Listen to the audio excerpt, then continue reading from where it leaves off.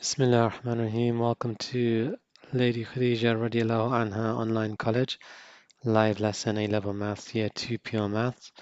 Today's lesson carries on from the previous one which introduced radians, and now you know that radians are another way of measuring angles. Well, how about doing the sine graph using radians or the cosine graph using radians? So let's begin. Bismillah ar-Rahman ar-Rahim, in the name of God, the most gracious, the most merciful. First thing you want to do is just to be able to use your calculator to work out radians. So let's load up the on-screen calculator. Your calculator will hopefully be easier to use than this one, but there'll be a mode button somewhere on your calculator which can then change between degrees, radians, and something called gradients. You don't need to worry about that last one, but degrees and radians is the one you want. So let's just test it a little bit. Yesterday in the lesson prior to this, we learned that 360 degrees, instead of measuring a full circle in degrees and splitting it into 360 degrees, we can split a full circle into 2 pi radians instead.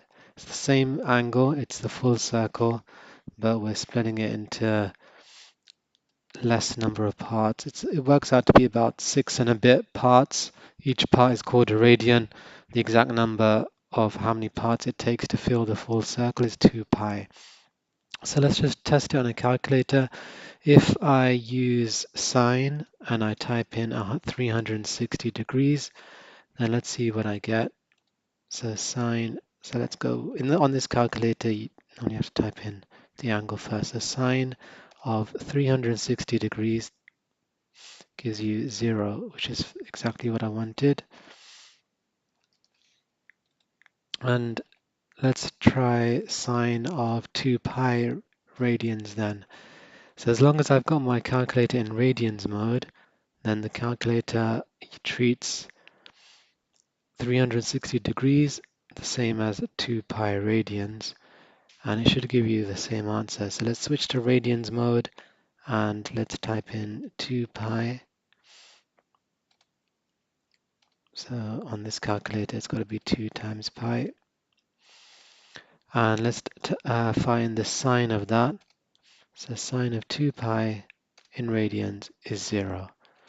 So in both cases, calculator can handle it or give you the same answer as long as you make sure you type in degrees mode when you're using degrees, radians mode when you're using radians.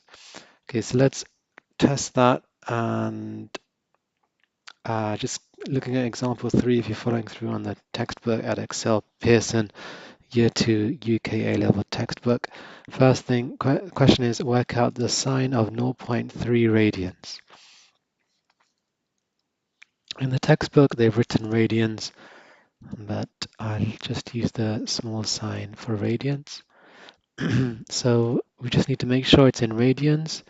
On your calculator, you normally type in sine first, but either way, so it's sine in radians of 0.3, and that gives you 0.2955. So and you can use that with cosine and tan, and that's working out the answer.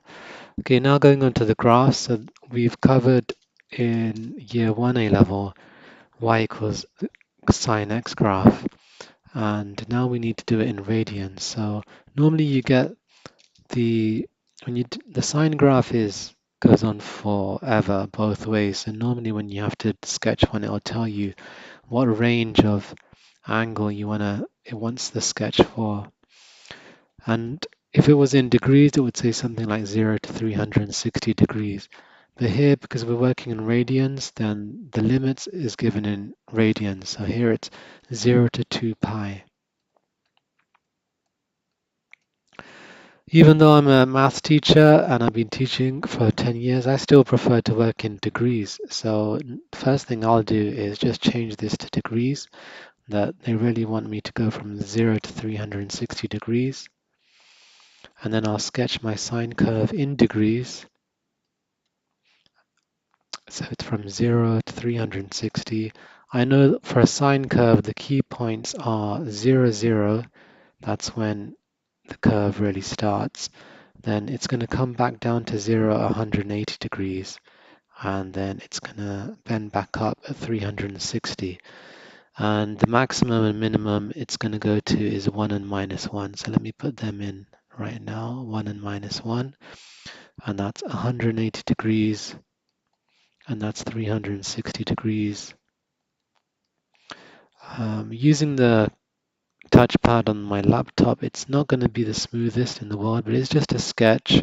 So it doesn't have to be absolutely correct, but you want to take the sine curve up to about 90 degrees, and then you want to make it come down. It's got to be symmetrical, and then come down to 180, and then back up to 360, and then just carry on like that. Here you want to stop it at 360, so we'll rub off that bit. This bit wasn't quite symmetrical, so let me just do that bit again. It's got to come up and down and exactly hit the center of the space here as it comes up and then as it comes down. A little bit better. So for a sketch, that's good enough. And then because we're working in radians now, you just have to remember the key ones, which is 0 degrees is obviously 0 radians.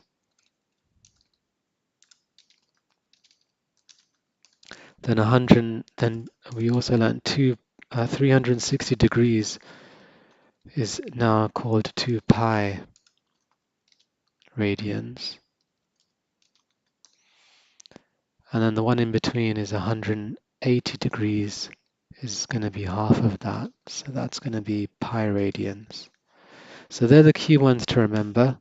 Let me just quickly write them in a short form. So that's pi radians is equal to 180 degrees. 2 pi radians is equal to 360 degrees. So now on my sketch, I can just change things around. I can change that 180 degrees for the radians, which is just pi. And the 360 degrees I can change for 2 pi.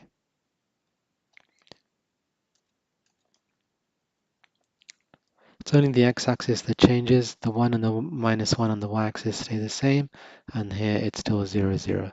So that's the graph of y equals sine x in radians. Let's try the next one, which is y equals cos x, but this time there's a transformation. So it's cos of x plus pi. So again, you know you're working in radians because you've got a pi within the equation. Let's take a look at the limits. Limits are exactly the same, 0 up to what used to be called 360 degrees, but now it's called 2 pi. So let's start off with the normal cosine curve, which is, again, I'm going to do it in degrees to begin with. So starting at 0, 0, you know that the cosine curve hits 1. It will also go down to minus 1 at a certain point, but at the beginning it starts at 1. It's going to come down through the 90 degrees mark, and then it's going to come and reach its minimum point at 180, and then it's going to come through at 270, and then reach back to the starting point at 360. So let's see how that sketches. We're going to use grade this time. So starting at 1, I just need to make it come down smoothly through the 90.